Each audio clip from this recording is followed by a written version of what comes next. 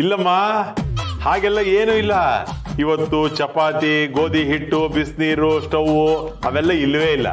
ಇವತ್ತೇನಿದ್ರು ತರಕಾರಿ cutting department, ನಾನೇ ತರಕಾರಿನ ಇವತ್ತು ಕಟ್ ಮಾಡೋದು. ಅಷ್ಟೇ ನೋಡಮ್ಮ, ನೀನೇನಾದರೂ 1 kg ಕ್ಯಾರೆಟ್ ಕೊಟ್ಬಿಟ್ಟು ಕಟ್ ಮಾಡಿಕೊಡು ಅಂತನ್ನು ವಾಪಸ್ ನಿನಗೆ ಬರೋದು ಅರ್ಧ kgನೇ. ಯಾಕೆಂದ್ರೆ ಇನ್ನು ಅರ್ಧ kg ಅವನ ಹೊಟ್ಟೆ ಒಳಗಿರುತ್ತೆ. ಸಂಧ್ಯಾ, ಆ ಮಸಾಲೆ ಹಾಕ್ಬೇಡ, ಸಮರ್ಥಿಗೆ ಅದು ಇಷ್ಟ ಆಗಲ್ಲ. ನಾನು ಬೇರೆದು ಮಾಡಿದ್ದೀನಿ. ಅಂಕಲ್, ತರಕಾರಿನ ಸ್ವಲ್ಪ ಚಿಕ್ಕ ಚಿಕ್ಕದಾಗಿ ಕಟ್ ಮಾಡಿ. ಸಮರ್ಥಿಗೆ ತರಕಾರಿ ದೊಡ್ಡ ದೊಡ್ಡದಾಗಿದ್ರೆ ಇಷ್ಟ ಆಗಲ್ಲ. ಸಂಧ್ಯಾ, ಆಮೇಲೆ ಪಾಯಸಕ್ಕೆ ಬೆಲ್ಲ ಸ್ವಲ್ಪ ಜಾಸ್ತಿ ಹಾಕು. ಅವನಿಗೆ ಸ್ವೀಟ್ ಅಂದ್ರೆ ಪ್ರಾಣ. ಅಲ್ಲಿಗೆ ಉದಯವಾಯಿತು ಚೆಲುವ ಕನ್ನಡ ನಾಡು. ಊಟನೂ ಅವನು ಒಬ್ಬನೇ ಮಾಡಬೇಕು. ಸಿರಿ, ಮನೇಲಿ ನಾವು ಇದ್ದೀವಿ, ನಮ್ಮ ಇಷ್ಟ ಕಷ್ಟಗಳನ್ನ ಕೇಳೋದು ಯಾರು? ಯಾಕೆ, ನಿಮಗೆ ಸಿಹಿ ಜಾಸ್ತಿ ಆದ್ರೆ ಇಷ್ಟ ಆಗಲ್ವಾ? ಅಯ್ಯೋ, ಯಾರಮ್ಮ ಹಾಗೆ ಹೇಳಿದ್ದು? ನಮಗೂ ಸ್ವೀಟ್ ಅಂತಂದ್ರೆ ತುಂಬಾ ಇಷ್ಟನೇ. ನೀನು ಹೀಗೆ ನಗ್ತಾ ನಗ್ತಾ ಮಾತಾಡ್ತಿದ್ರೆ ಅದೇ ಸ್ವೀಟ್ ಅಲ್ವಾ ಮಗು? ನಮ್ಗದು ಇಷ್ಟ ಅಲ್ವಾ?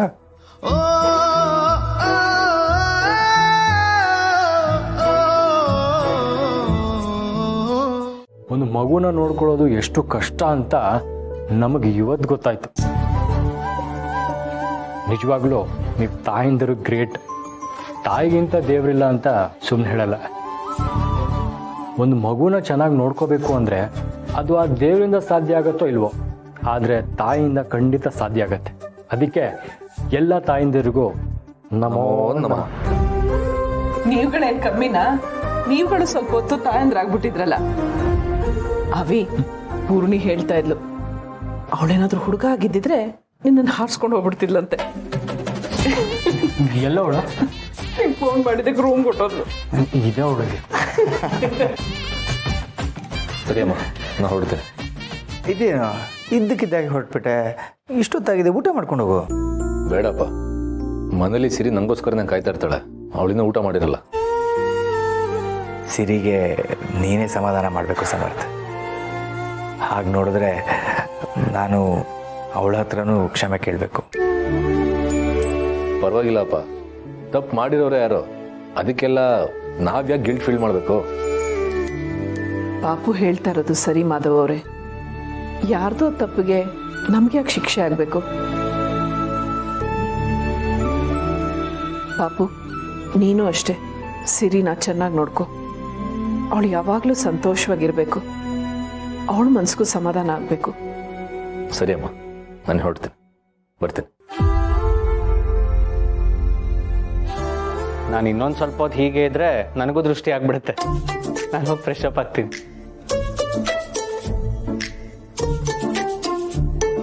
ಈ ಥರ ಯಾರು ಬರ್ದಿರ್ಬೋದಮ್ಮ? ಇರಿ, ಲೆಟರ್ ಏನಿದೆ ಅಂತ ಓದ್ತೀನಿ. ಅಭಿ, ಬೇರೆಯವ್ರಿಗೆ ಬಂದಿರೋ ಲೆಟರ್ನ ಓದೋದು ತಪ್ಪು, ಅದನ್ನ ಅವ್ರಿಗೆ ಕೊಡು. ಪರವಾಗಿಲ್ಲ ಮಾಧವ್ ಅವರೇ, ಓದ್ಲಿ ಬಿಡಿ. ನನ್ಗೆ ಈ ರೀತಿ ಲೆಟರ್ ಯಾರು ಬರೆಯೋದಕ್ಕೆ ಸಾಧ್ಯ? ಯಾರು ಅಂತ ಓಪನ್ ಮಾಡಿ ನೋಡಿದ್ರೆ ಗೊತ್ತಾಗತ್ತೆ. ಆದರೂ ನಮ್ಮಮ್ಮನಿಗೆ ಈ ರೀತಿ ಲೆಟ್ರ್ ಬರೆಯೋ ಧೈರ್ಯ ಯಾರಿಗಿದೆ? ಅಭಿ, ನೀನು ಒಂದ್ಸಲ ಲೆಟ್ರ್ ಓಪನ್ ಮಾಡ್ಬೋದು. ಯಾರೋ ನಮ್ಮನ್ನು ಆಟ ಆಡಿಸ್ಬೇಕು ಅಂತಾನೆ ಈ ಥರ ಮಾಡ್ತಿರ್ಬೋದು. ಇರಿ, ಏನಿದೆ ಅಂತ ಓದ್ತೀನಿ. ಅಭಿ, ಬೇಡ ಅಂತ ಹೇಳಿದ್ನಲ್ಲ.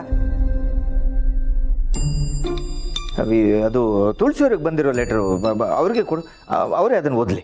ಅಲ್ಲ ಡ್ಯಾಡ್, ನಾನು ಓದಿದ್ರೆ ಏನು ತಪ್ಪು? ನಾನೇ ಓದ್ತೀನಿ ಬಿಡಿ. ಬೇಡ ಅಭಿ.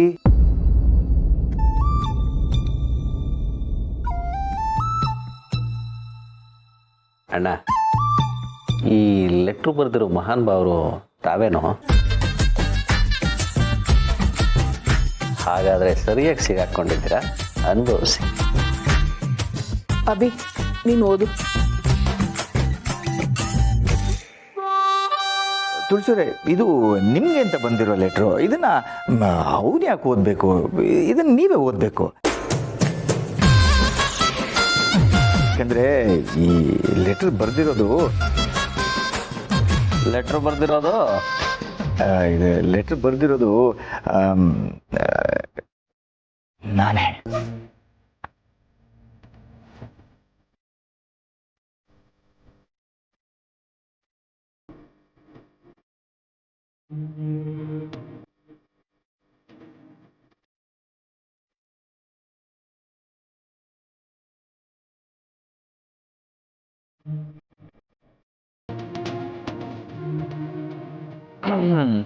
ಸಾರಿ ಡ್ಯಾಡ್, ಈ ಆಟಕ್ಕೆ ನಾವಿಲ್ಲ. ಬಾಬ್ರು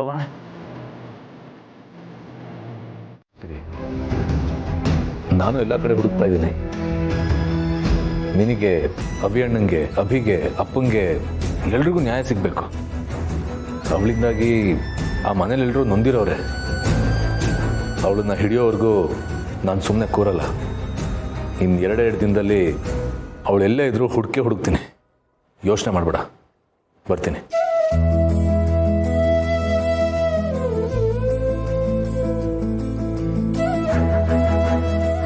ಅವನ ಮಾತು ಕೇಳೋದೇನಮ್ಮ? ನಿನ್ನ ಮನಸ್ಸಿನಲ್ಲಿ ಎಷ್ಟು ಕಿಚ್ಚು ರೋಷ ಇದೆಯೋ ಅದಕ್ಕಿಂತ ಹೆಚ್ಚಾಗಿ ಅವನಿಗೆ ಜವಾಬ್ದಾರಿ ಅನ್ನೋದಿದೆ. ನನ್ನ ಮನಸ್ಸಿನಲ್ಲೂ ನಿನ್ನ ಹಾಗೆ ಅಷ್ಟೇ ರೋಷ ಕೋಪ ಇದೆ. ಆ ನರ ರಾಕ್ಷಸಿಗೆ ಆದಷ್ಟು ಬೇಗ ಒಂದು ಅಂತ್ಯ ಹಾಡೋವರೆಗೂ ನಮ್ಮಲ್ಲಿ ಯಾರ ಮನಸ್ಸಿಗೂ ನೆಮ್ಮದಿ ಇರೋಲ್ಲಮ್ಮ.